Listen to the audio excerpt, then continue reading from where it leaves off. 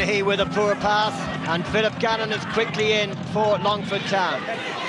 And Lee Duffy with the layoff.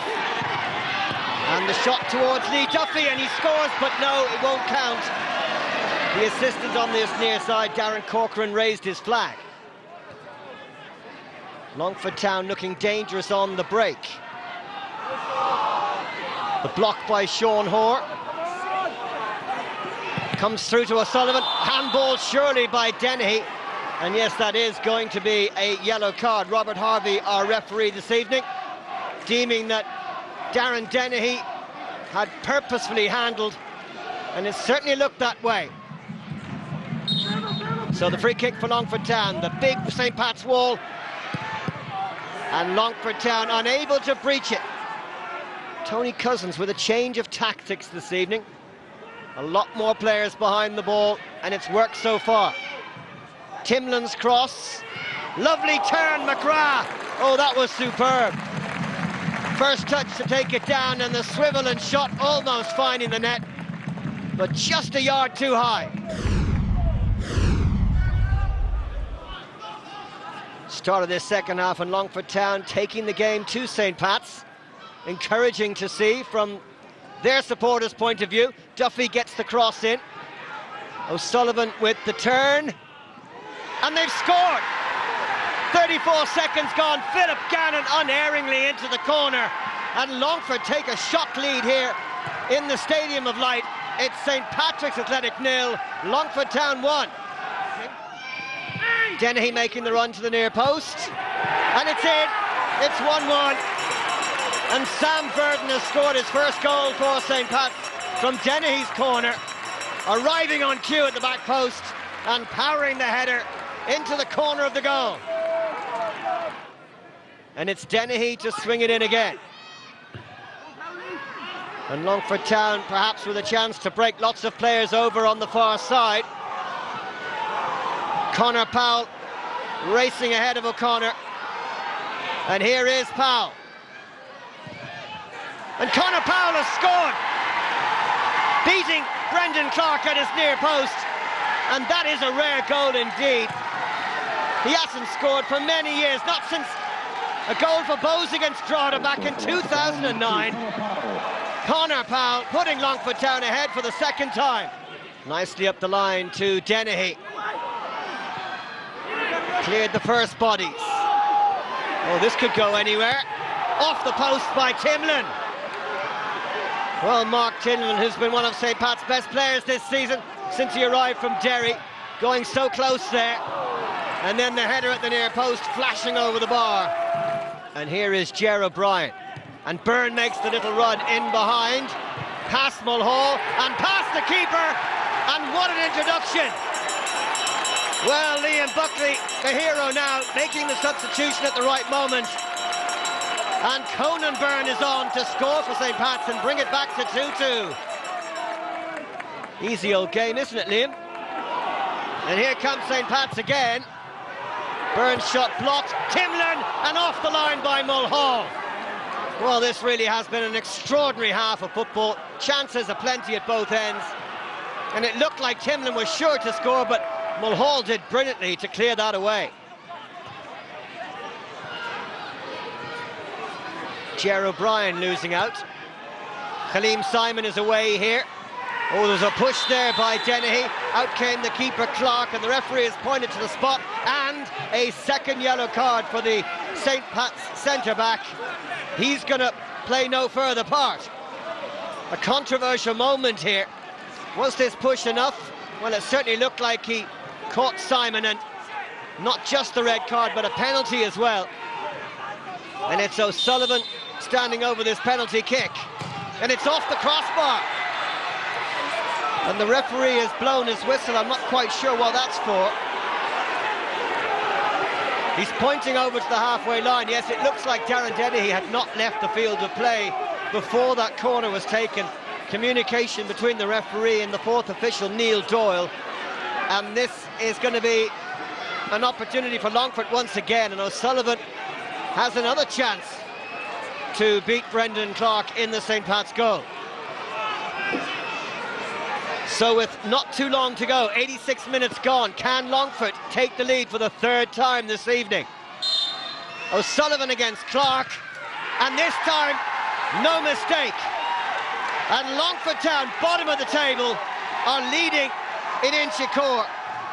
And Tony Cousins' sides minutes away from a famous victory. Tracy sends it forward. Dennehy can't do much with that. Birmingham's cross. The shot from McGrath.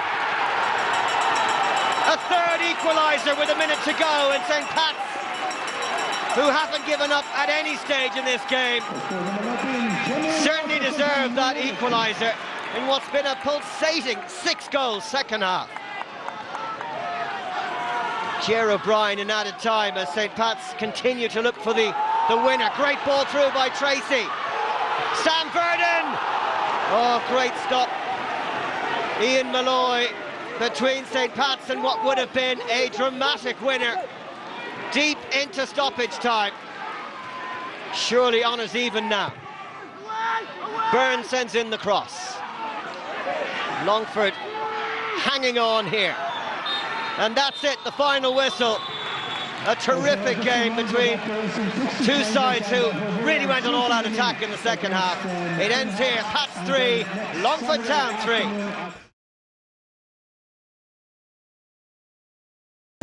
Derry were the last side to beat Cork in the league back in March, but Cork looked the most likely to go ahead early on.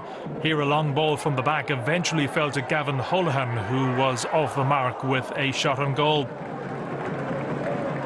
A Derry corner kick almost produced the goal. Here Barry McNamee had an effort that resulted in teammate Nicholas Vemelund swiping at the ball, which eventually broke back to McNamee, but neither Vemelund or Rory Patterson were able to finish.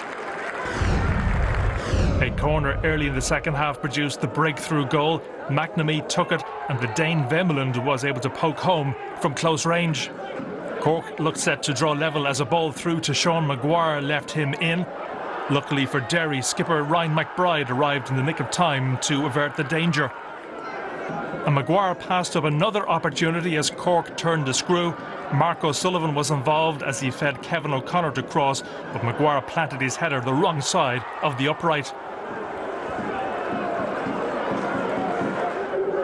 Cork were throwing everything into trying to rescue the game, and Derry were hanging on as they battled to try and come away with full points. Vemelund was guilty of giving away a free here, which presented Cork with an opportunity to get the ball into the Derry goalmouth and crank up the pressure some more.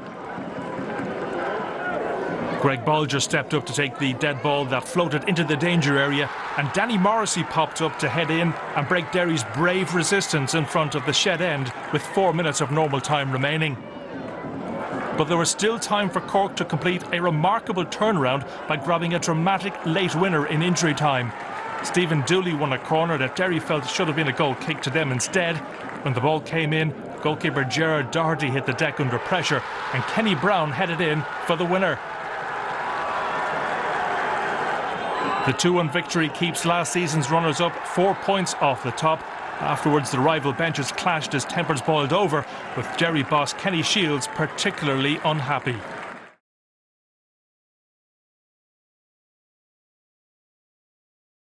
The champions went into overdrive in Ballybuffet last Friday, and with just 5 minutes gone, it was Robbie Benson getting his first goal for the club, an emphatic header in a 5-star performance by Dundalk. The former UCD player was involved in the build-up to number 2.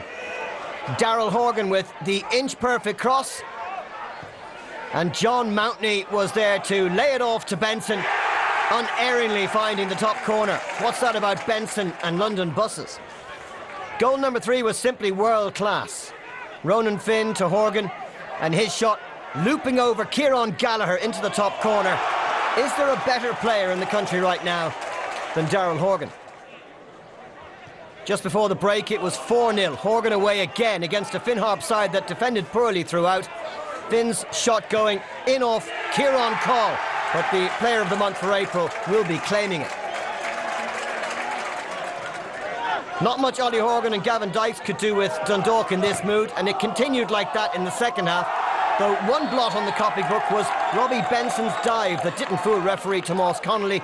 who got that decision spot on. The fifth came from Dane Massey's long ball. Dave McMillan onto it and getting his 6th goal of the campaign as Dundalk registered their biggest win since beating Bray Wanderers 8-1 a year ago. Finn Harps had only one real sight of goal, Sean Houston's header going narrowly wide, but after just one defeat in their previous 5 league games, this was a big setback for the Donegal side.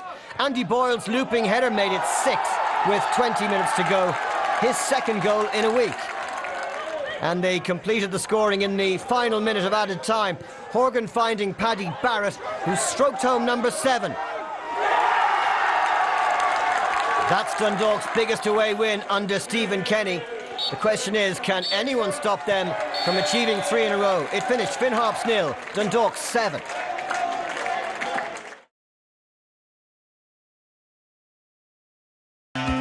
Youths were chasing a 2nd league win in 4 days and they almost made a dream start, but after Eric Malloy charged down Gavin Brennan's clearance, he could not profit.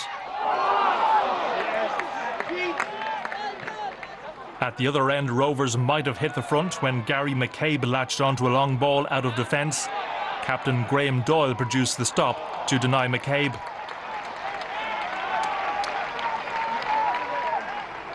Rovers, though, fell behind on 20 minutes.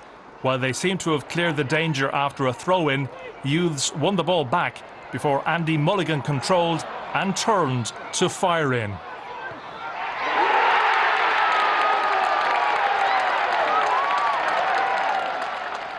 The visitors were pushing to get back on level terms, and Gary Shaw had this shot from outside the penalty box. Doyle was equal to it.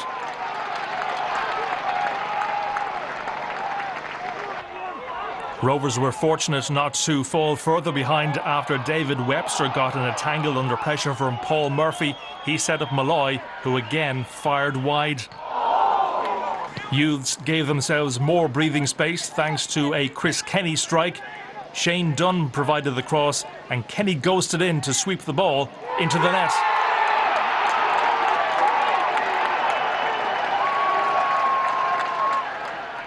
Late on, Rovers had another chance to pull a goal back and set up a grandstand finale.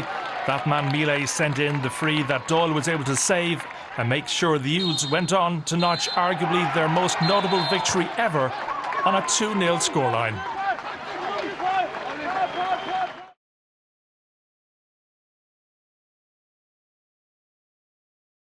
With just 1 point collected between them from their previous 3 league outings, both sides were out of form. The first opening fell to Bray's Ger Pender, who was off target. The first goal arrived after 19 minutes, and what a strike it was. Galway's Eric Foley delivered the free kick, which brilliantly beat Peter Cherry between the posts for Bray. After that let-off, Bray were denied twice in quick succession by Conor Wynne. First, the keeper pushed away Ryan Brennan's shot, and then he was on hand to tip Creevy's effort onto the crossbar and behind. Following the restart, Galway almost scored again. Foley's drive just clipped the post. And the Galway woodwork then came to their rescue. Brennan saw his free hit the bar. The next goal, though, arrived for Galway. Mark Ludden seemed to be shaping to cross, and later he admitted that he was, but his long-range delivery left Cherry picking the ball out of the net again. Bray were handed a lifeline when they halved the deficit. Carl Moore headed the ball back across the penalty area for Andrew Lewis to score.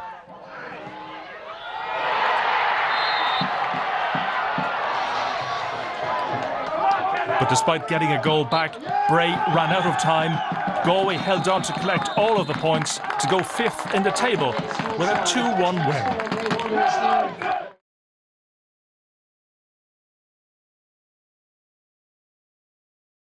Glorious evening in the showgrounds. Kinnaday spreading it out wide to Kavanagh. And here comes Pender with the cross. And the shot from Lopez hits the post. Just 2 minutes gone, and well, another near miss for Bohs, who haven't scored for 7 games. Now Sligo Rovers' chance to get on the attack. This is Keohane. A very good block. The back heel from Sadler. Oh, it's gone in. Liam Martin was the last Sligo Rovers player to touch the ball. Sligo Rovers urged forward by their vociferous fans. That cross dangerous, but well gathered in the Bows goal by Dean Delaney. And the referee has spotted something off the ball here. And it's a yellow card for Mick Leahy. In comes the Bows free kick. Akinade, so close. Lorcan Fitzgerald and Ben Mohammed with the shot, which was spilt initially by Schlingerman, but he managed to grab it at the second attempt. Bows have certainly had more of the chances. Buckley sends it in this time, flicked on by Akinade, and Kavanagh towards Lopez, who had the goal at his mercy, and straight into the arms of the keeper. What do Bows have to do to score? Akinade strong in the challenge, and maybe Leahy just brought him down there. Paul McLaughlin has a decision to make here, and it's bad news for Sligo Rovers and Mick Leahy. And for the third time this season, Paul McLaughlin has sent off a Sligo Rovers player. Delaney sends the ball long. It's missed by Boylan. Chance for Buckley. Great save, Schlingerman, who's furious with his defender for not getting on the end of that. Fitzgerald's free kicks have been dangerous all day. Clancy with the challenge. That could have been a penalty. Bows certainly thought so, but it's not given. Final whistle goes. Bows' long wait for a goal continues. It finished here. Sligo Rovers 1, Bohemians 0.